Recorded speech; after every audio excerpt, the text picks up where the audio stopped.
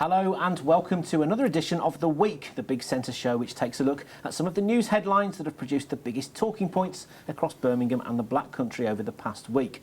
Coming up, we'll be taking on everything from teaching maths at schools to New Year's resolutions and meeting some of the local heroes recognised in the latest honours list. We'll also be talking about Wolverhampton deserves its city status. Now, joining me to help guide us through the news agenda are the President of Black Country Chamber of Commerce, Ninda Johal, and the Head of Family Law at Higgs & Son Solicitors, Phil Barnsley. Gents, thank you for joining us. Thank you. Have you made any New Year's resolutions then, folks? Are you going Look, I'll be honest with you, going back about 5-6 years ago, three of us used to meet and we used to draw this list, and every year would come back, so we did this for about a decade, and when we'd come back, we hadn't achieved anything, then just we threw it in the bin and said actually we're just wasting our time. So, I don't know, I suppose unless you're really goal-orientated and monitor your goals assiduously, I forget it's wasted. You're a nothing ventured, nothing gained sort of. What about you? I think that's probably about right. I think that the danger of making New Year resolutions for me is that you make a promise to yourself, and they're normally sort of personal things. You know, I'm going to go to the gym every week, and then once you broke it within sort of a month, where do you go from there? I think maybe I'm with you on this, that if I don't think I can do it, then I don't bother to do it at New Year. If I'm not doing it already to try and improve something, then actually it's not going to happen for me. I think you'll find you are in tune with the local people, because we went out onto the streets of Walsall to see if people are as keen as they used to be about starting the year as they mean to go on. Have a look at this. Do you have any New Year's resolutions? Yes, I have. My New Year's resolution is that next year the world will be a better place, because it can be. And how do you hope to achieve this? By getting out the information out on the internet, getting us together, all have a chat. We know that the world's in a terrible place. The biggest problem is the weather, yet everybody's fighting over riches. It's not very good at all. I have not. And any particular reason why? A New Year's resolution is only necessary when it is required, and that should not matter what time of the year it actually is.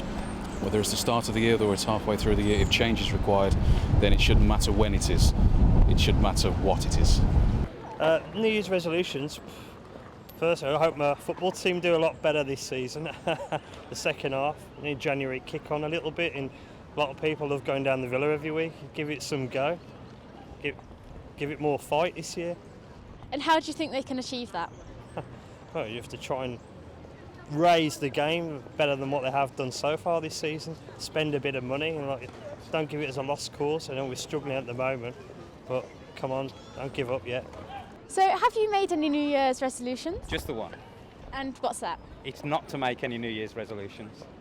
And why have you decided not to? Because we never keep them for the year anyway, so it's probably best not to make any to start with. See what I mean? I think you're in tune, aren't you? I'm doing dry January, which isn't really a New Year's resolution. That's just purely for health benefits. So, Well, I think what was also that decade we tried it. God, I can remember every year. Is that so? When you come to review, of course, you're then in a heap of depression because you haven't achieved any of them, and then eventually we thought actually we're feeling worse as a result.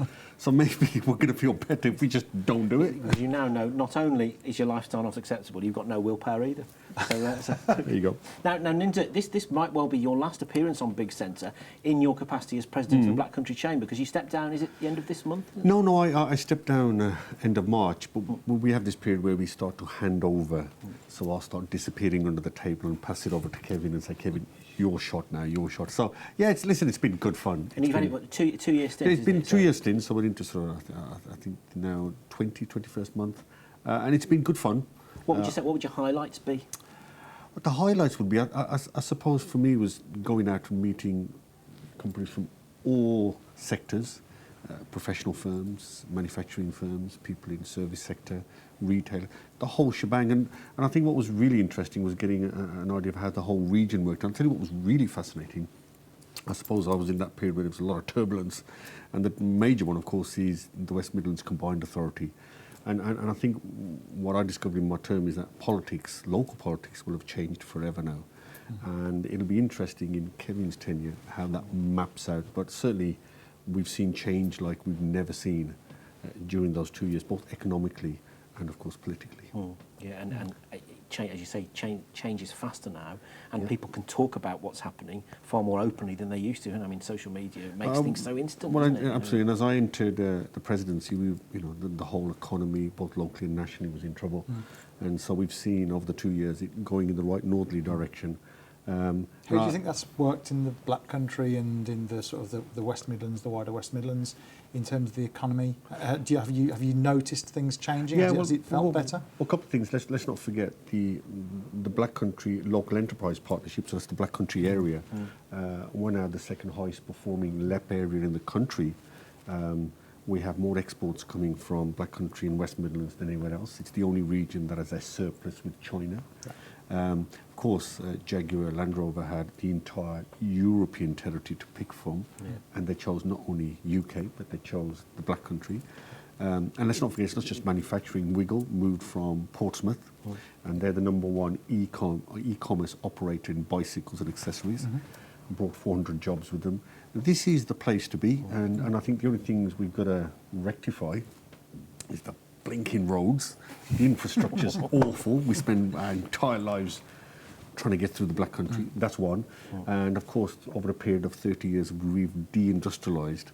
And just as we're beginning to now go back on that route, and there's a distinct skill shortage. And I know we're going to be talking about skills in education later, but I mean, there are still some fantastic success stories. I mean, the one that's in the news was in the news yesterday. Priory Group, who I know, one of your chain members, creating another 50 jobs, sales over the 25 million mark, and they're selling to everyone from McLaren to Bentley to. And I think one of the things I've also found is that during the 2 years, I've now suddenly found that a lot of people are interested in the region in terms of inward investment, which perhaps 2, 3, 5, 10 years ago they wouldn't have. And I think, despite the things we hear in the press, I think this is a great place. And I think I've learned over the last 2 years the kind of great people we have. You know, generally speaking, human beings are good people, and I think the Black Country is no exception. In fact, I think the Black Country is one of the most welcoming regions in the country. Yeah, it's been really good fun. And you know, talking about people actually leads us nicely into this next package, because obviously we've had the New Year Honours List out in the last couple of weeks, and there's a couple called Alan and Jackie Bennett from Wolverhampton who fostered over 150 children, can you believe? And they were among many local heroes to receive MBEs in the Queen's New Year Honours List. Alan and Jackie Bennett always wanted a big family, and that's certainly what they've got. We've been fostering for 40 years, and we've had 179 placements. Some of those children have been put back, removed, put back to the parents, then come back to us. But everyone's special. The couple have been together from the age of 14 and hit their early 20s when they first began to foster. Something inside that said it was the right thing to do, and we've done it, and we've just continued over the years. We've had ups and downs. You have children that need extra care and extra attention, but they give you such good response back. You get so much pleasure out of it. It takes the children out of the situations they can be in, and then with the help and support of agencies, they can go back then to their families. Then the families may need support, and then social services can give it to them.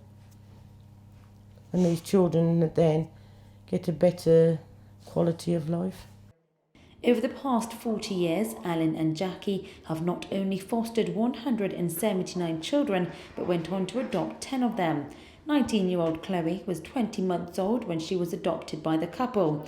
Even though 21 is the minimum age to become a foster parent, it's definitely something Chloe has on her mind. Why would you want to take up fostering in the future? To help other children out, to let them have a better life than they already had in the past. And why do you think that's important? So they get the life that they deserve. Alan and Jackie are one of the 2 couples in Wolverhampton awarded with MBEs in the Queen's New Year's Honours List. Councillor Val Gibson, Cabinet Member for Children and Young People, believes fostering is a truly life-changing experience and is proud of the couple's achievement. I think it's absolutely fantastic they've been recognised in this way. They've worked with us for so many years and they've looked after so many children.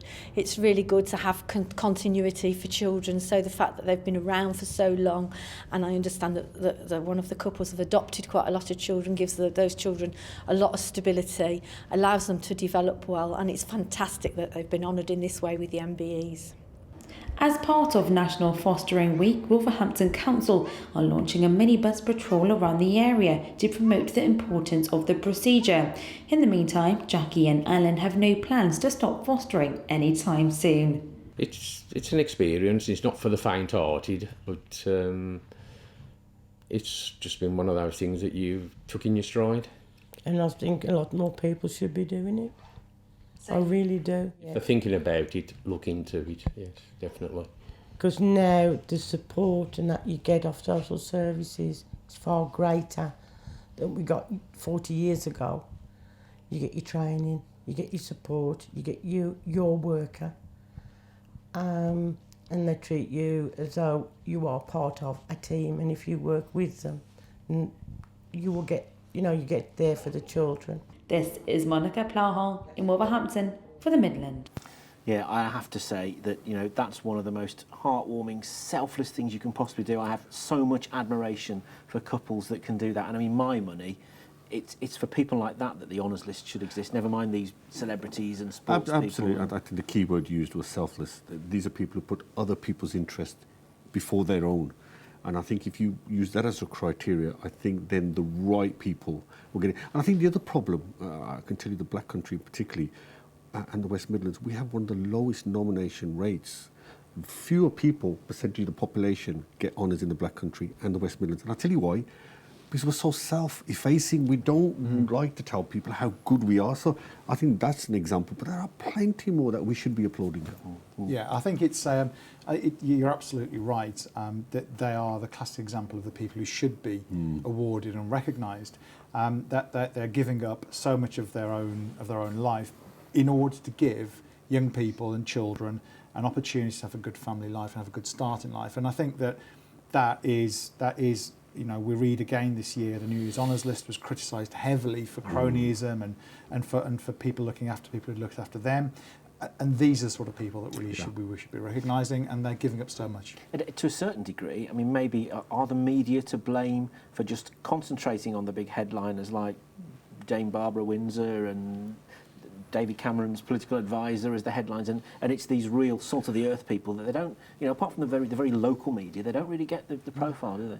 Not that they'd want it, some of them. And some of these honours are given to people who are just doing their job. And they get paid for doing this. Whereas what you've just heard there is just phenomenal. I think the media will always pick on the celebrities because we live in a culture of celebrity these days.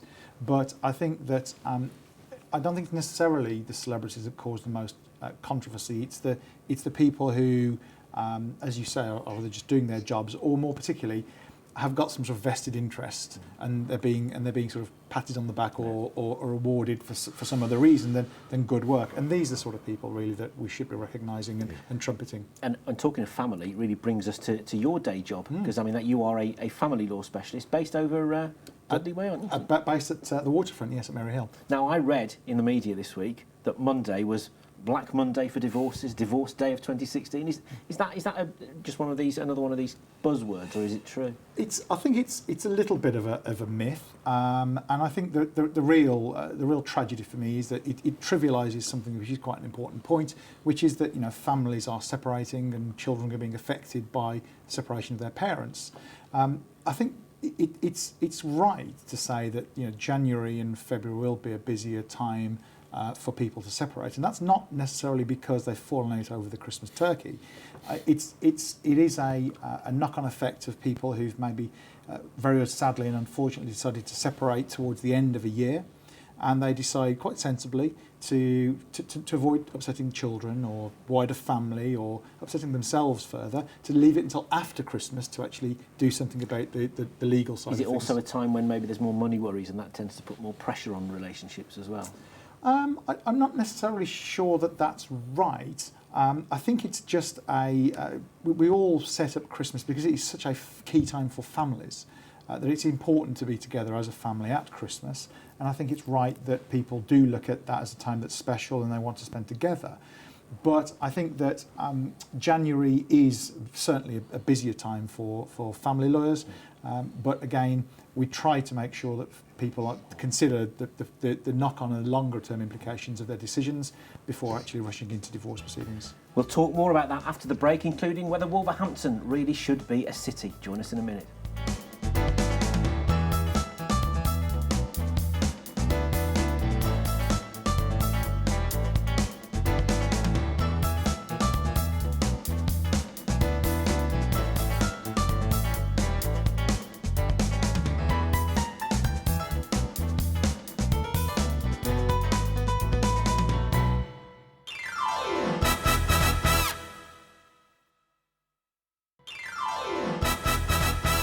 Welcome back. We're looking through the big week's headlines here. I'm joined by Ninda and Phil here. Now, we were talking a little bit before the break about family-related issues, and here's a good family topic for you. Times tables. When you were at school, do you remember having to learn parrot fashion, your times table? Do you both have sort of scars, mental scars? To be honest with you, I must have either loved school, but I don't remember the arduous task of trying to memorise it.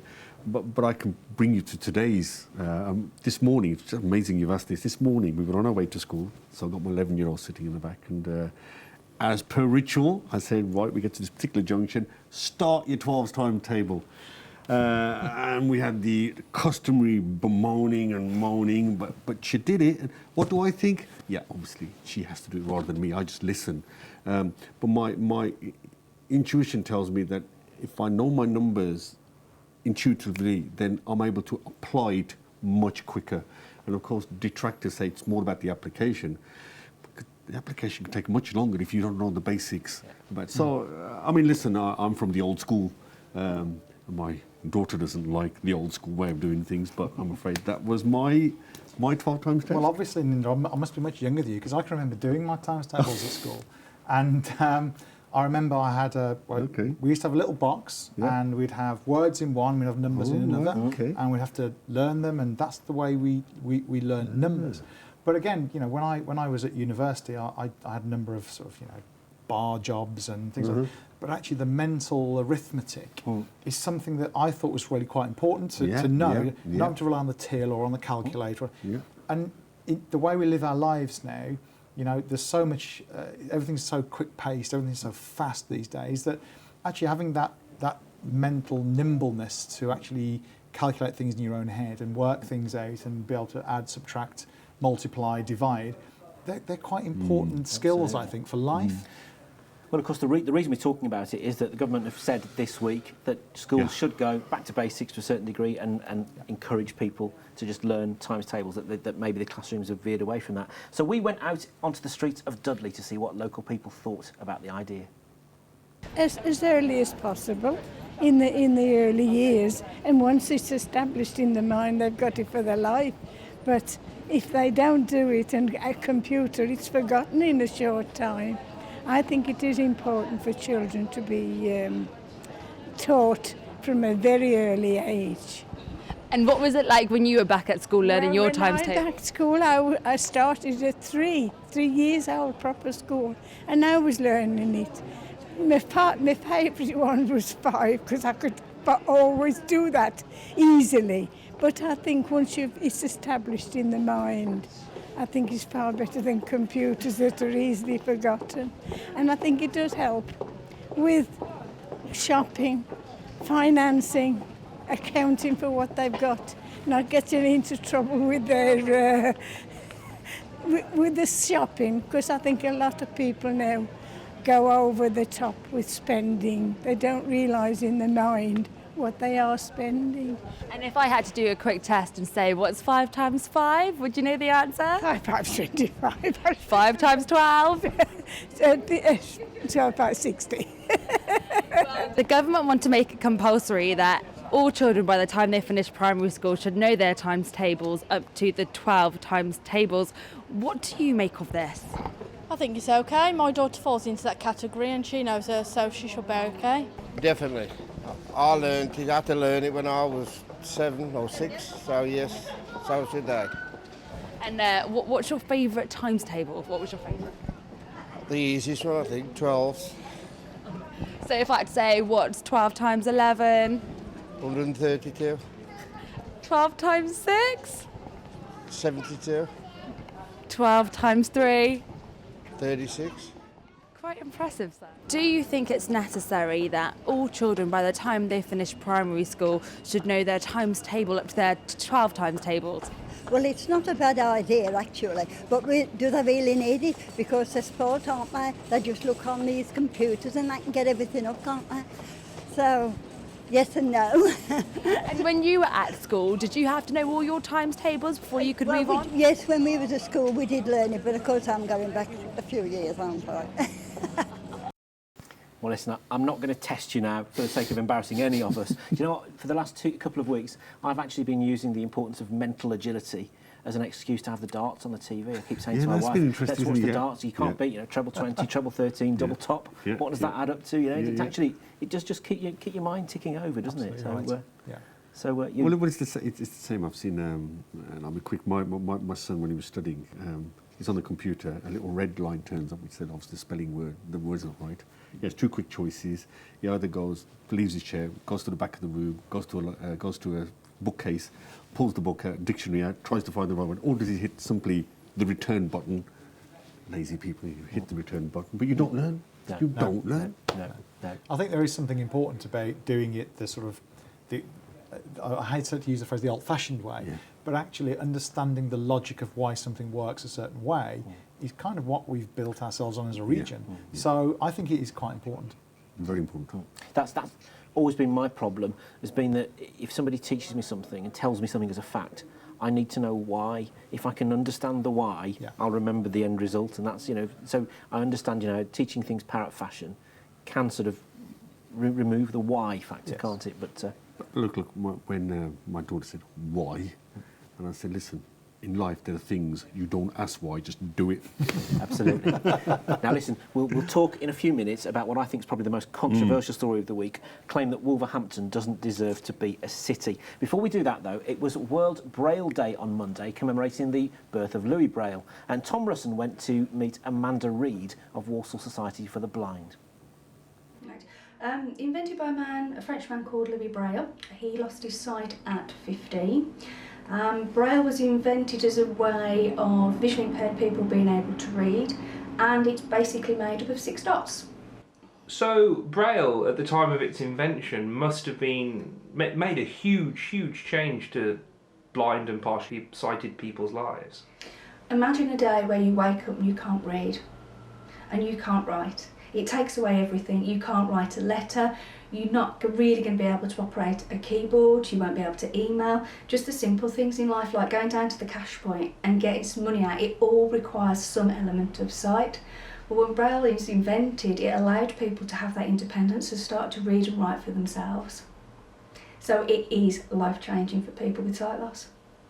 Unfortunately, due to technology taking over, yes, it is becoming less and less popular. It is the only way to be able to read something and flip back and reread it, which is why a lot of people find the actual manual Braille really good. A lot of it now is done with speech over software, and as many people know, if you've got an Android phone or an iPhone, if you press the button you can actually say, "Call Bob Hall." "Calling Bob Hall." A visually impaired person will use the same technology. Also the fact that you can email and it will have screen reading software on just the general computers now, which will read it to them. So, I mean, for some younger people, there's a great difference between being sat down and taught to do every single letter and different contractions and punctuation, or you just send it to your PC and it reads it straight to you. You can understand the options where people are going for the assistive technology now.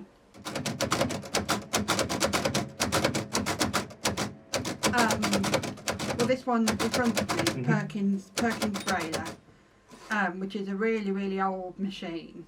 So, Ruth, how old were you when you learned to type Braille?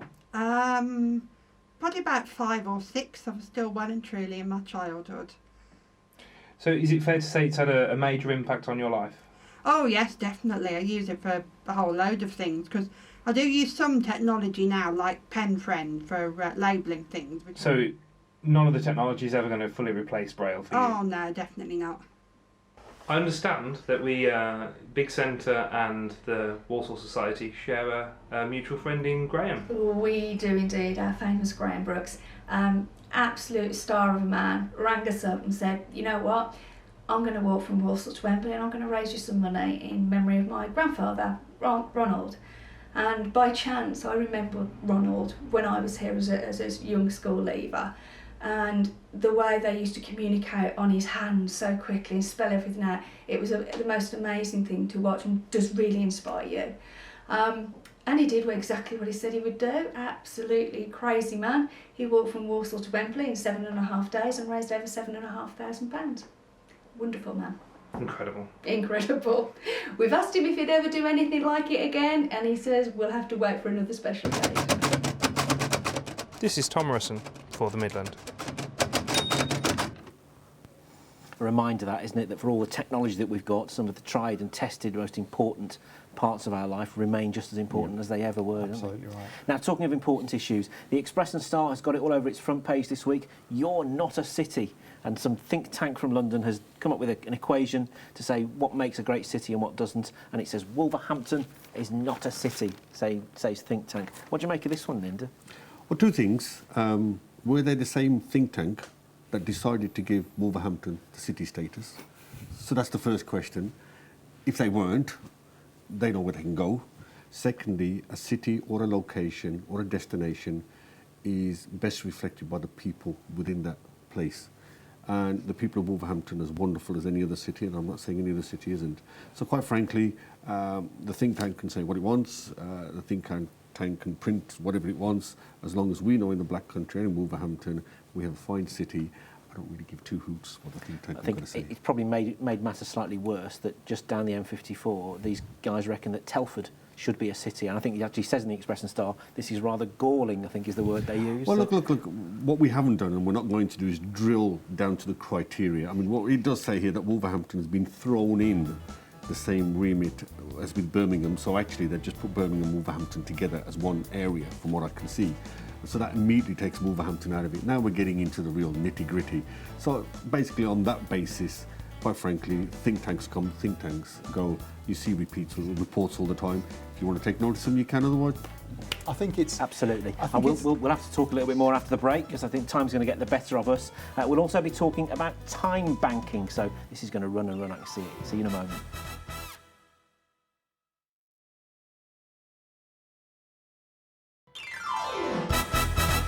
Welcome back to The Week, Part 3. Now, you'll notice that Ninda has departed to teach his daughter some more of her times tables, no doubt, and been replaced by Diane Friend, who'll be talking to us about time banking in a few minutes. But, Phil, I cut you off in your prime just before the break when we were talking about this story about Wolverhampton, the think tank which says Wolverhampton doesn't deserve to be a city, whereas Telford, just down the road in the M54, does. So what's your take on this? Well, obviously, it's a hugely provocative statement from the think tank, and quite rightly people are going to have very, very strong opinions about that.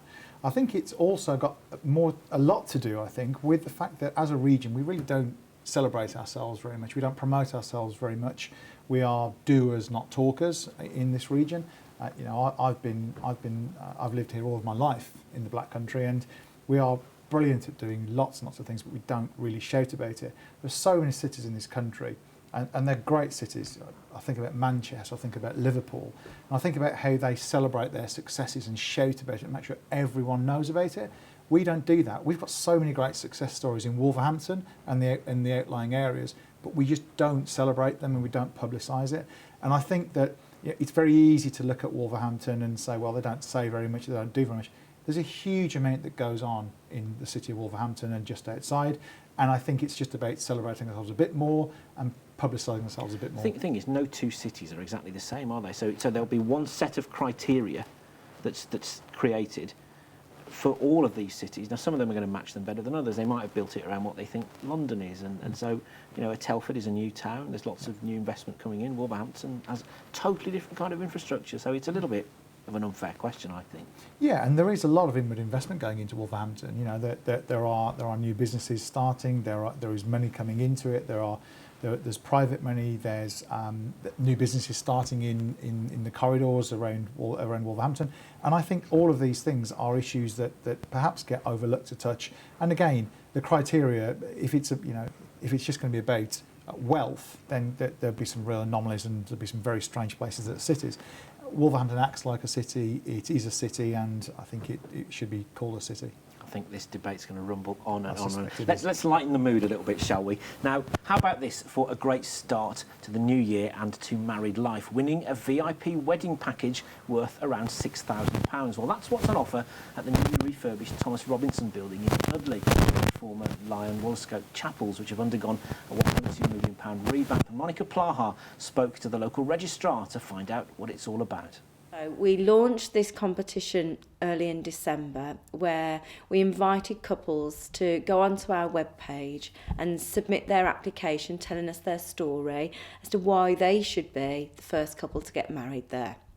So that closed at midnight last night, and today, this afternoon, we will be having the judging panel, which is the mayor and the mayoress coming here to choose from the applications that we've had a short list. That short list of applications is going to go back onto our website. So from tomorrow, those shortlisted couples will be able to ask all their families and friends to get on our webpage and vote for them. And the voting will be open for a week.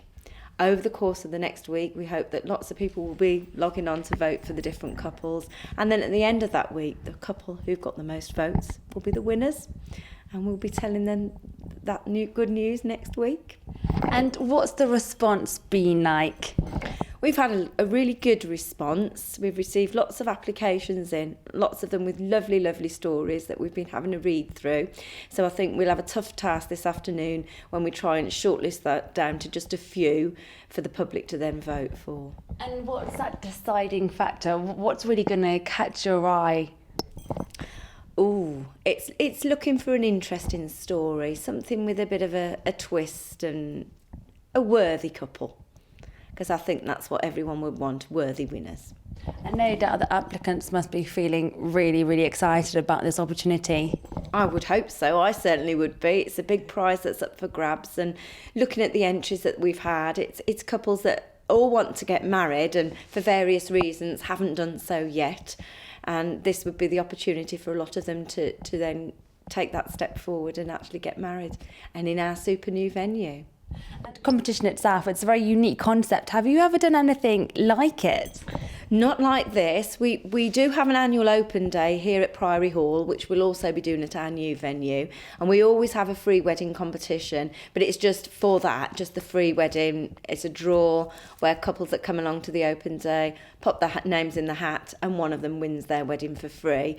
But nothing on the scale of the one that we're doing. And we thought we'd make it a little bit more interactive by doing the voting element, so that the public can come on board with it, then they get to choose the winner rather than just pure luck picking a name out of a hat. Winning a £6,000 wedding, that's quite good, isn't it? I mean, that's woken you up, that one, hasn't it? £6,000 to start the year. Nice, yeah. There are 4 couples now online that they've shortlisted, and people have got, I think, until the early part of next week to vote on. It online. That's always helpful. Yeah. That's always helpful. Now, a good time to introduce Diane. So, tell us a bit about you. Where are you from, first and foremost, Diane? I am from the Walsall area, and I am one of the Time Bank Brokers coordinators for Time for Real, which is part of the Accord Group that had invested in Time for Real, which is basically giving time, and we wanted to give something back to the community, and in order to do that we got a lot of people's interest in Time for Real, which was basically volunteering, giving time. So is that the concept that you've got essentially a bank of people's time, and so people like you might approach me, or I might say, right, I've got a good deed to do. I do 2 hours worth of great work, and that's banking some time. That is banking your time, which is time credits. So you could have somebody washing a car or cleaning a garden or washing windows, and if it was an hour or 2 hours, then you would bank 2 hours. And so what then would happen with those 2 hours, and how you would could actually use them 2 hours by if you want some help from the time bank yourself. But it's grown from strength to strength. We've got over 230 plus volunteers, and we've done over 43,000 hours of time exchange since it started. When did it start? How long has it been We going started in April 2013, and it's grown from strength to strength. It's a lovely project, and there is a lot of people out there that just want to give help, and with the help of the Accord Group, it's just growing from strength to strength. Did you think when you started it, did you have any vision about sort of how large you wanted this to be? I did. I am a people's person anyway. I like to help people.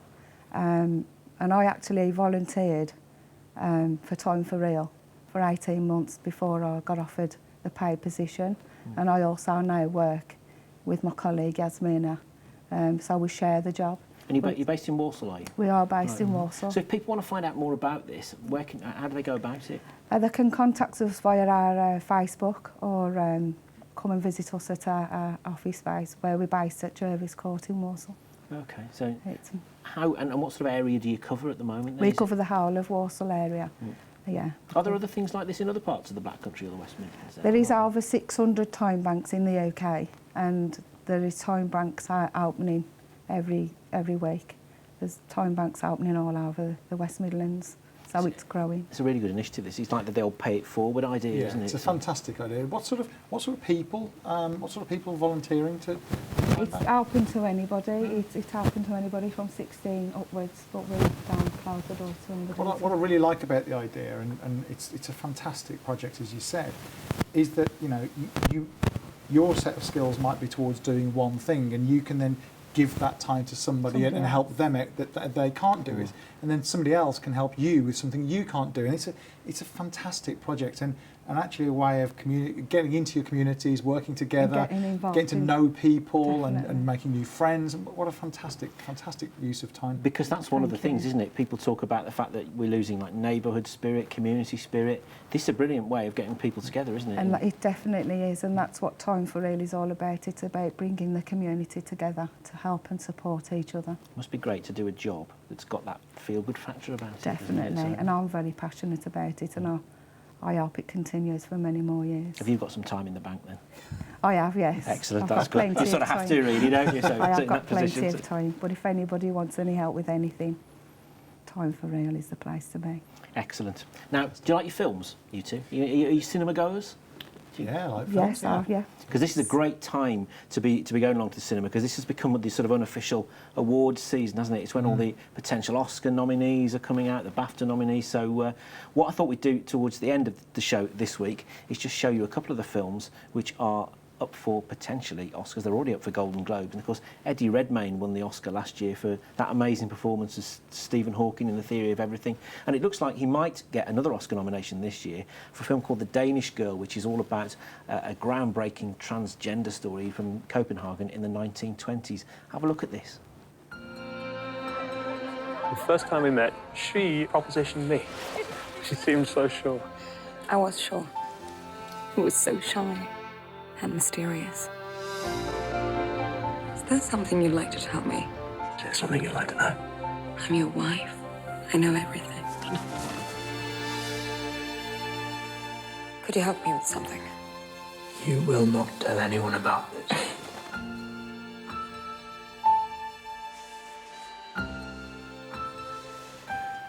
Hello there. We're going to call you Lily. I want to sketch you. Lily. We should go out tonight. Give them something different. Lily, you're exquisite. You're different from most girls. I feel I'd need to ask your permission before I kissed you.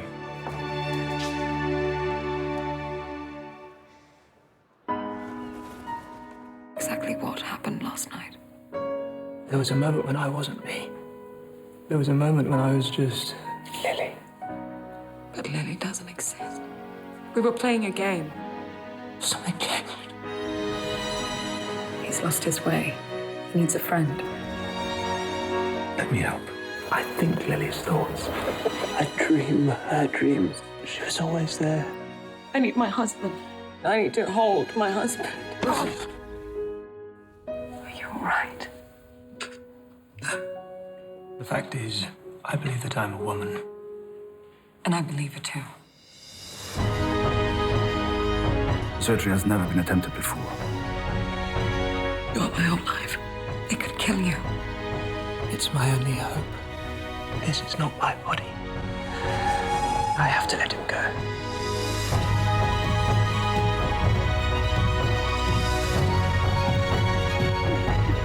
I love you because you're the only person who made sense of me.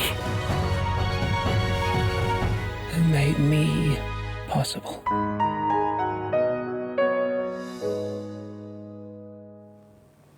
So, The Danish Girl, another unbelievable performance. Is that your sort of film? Do you like a drama, or do you like a blockbuster? Do you like a superhero? Are you Bond? Are you Star Wars? What do you James Bond film's nice. That's a good one. What did you think of the new one, Spectre? Yeah, it was. And the effects into that was phenomenal. Yeah, it was good. Really good. I'm not much one for period dramas, but a drama, a thriller, I absolutely love that sort of stuff. Yeah, naturally, a courtroom drama is right up my street. Do you find that, because with my journalism hat on, whenever I see a media newsroom portrayed on screen, it's never realistic. Is that the same? When you watch a John Grisham drama? Unfortunately, I drive my wife absolutely crazy by saying, "Well, that's not right. That would never happen. This is wrong. Oh, they've got that wrong."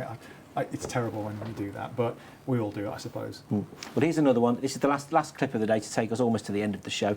Jennifer Lawrence, another one of my favourite actresses, and this is a film called Joy. It's a true story about the woman who invented the magic mop, the one that you didn't have to get your hands dirty wringing out, and it became an absolute multi-billion-pound operation.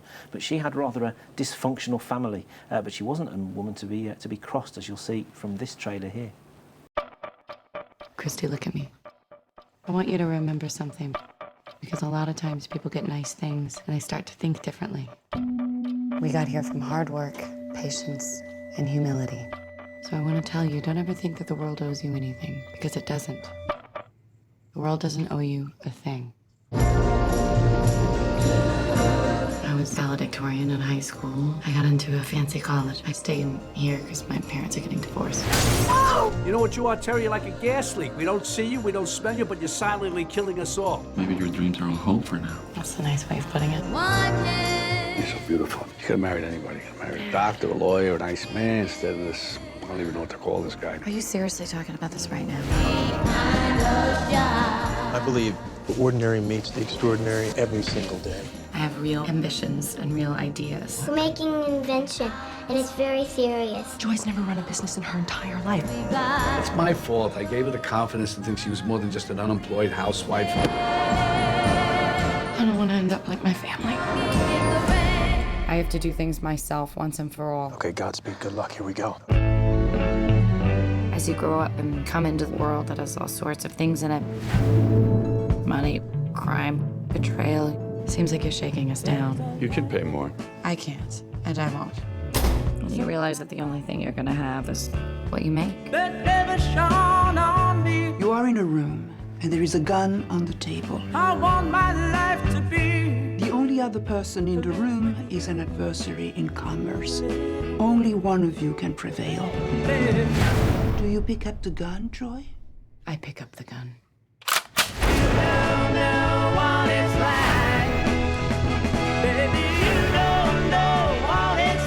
Listen to me. Never speak on my behalf about my business again. To love somebody, the way I love you. So, Time Bank, you think will go from strength to strength? Definitely will. Do you think that they won't make a film out of it just yet? So I think we've got a few more. It will definitely, and it's growing strength to strength, and we've got a lot of more people that are joining every week, and it's an amazing place. Have you got like targets? You know, if let's say, you know, where would you expect to be if we're sat here talking about this time next year, maybe? Well, what we're actually in the process of doing at the moment, we're looking to build pods and other time banks in other local areas where they can join each other, and then they can actually set up a time bank in their own area. And the volunteers that come in that want to do a time bank themselves, we would help them to facilitate it and show them how it all works, and then they will be doing a time bank in that area. So that's what our next goal is. So this could be the time when it could really start to take off and get onto the next level then. Definitely. And you maybe have a problem to handle, a nice problem, that there's too many people coming forward perhaps. So. Definitely. Well, Wonderful. Last thing I need to talk to you about, and I meant to talk to you about this on the back of our wedding package a bit earlier on, because, of course, in your role as a family lawyer, one of the big things that's almost developed out of nothing from 10 years ago is this idea of a prenup for a package. I mean, we've seen some of the film trailers, some rather interesting families in there. And it used to be footballers, didn't it, that put these in? It used to be was it Michael Douglas, Catherine Zeta-Jones, there was a big... But now... It's just a meat and drink regular thing, isn't it? It's certainly a lot more acceptable, and you know the law has moved on a lot in the last 5 years. I recently wrote a white paper with one of the leading judges and QCs in the country and launched that. It is a huge growth area.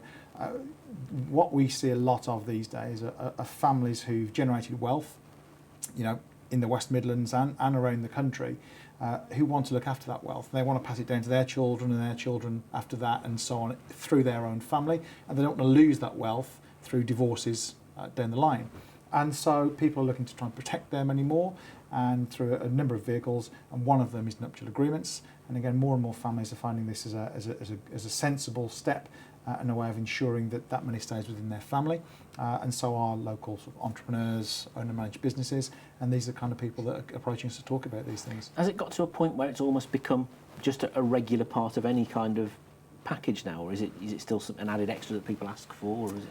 I think it's, you know, certainly when people are speaking there to accountants and their financial advisors or their lawyers about their children getting married, or they're choosing to get married at a stage in life where they've got some wealth, then certainly it's a standard part of people's advice now is that, have you considered this? It won't be for everyone, of course, but it is part of the standard armoury now that people think about in terms of protecting their wealth going forward in the future.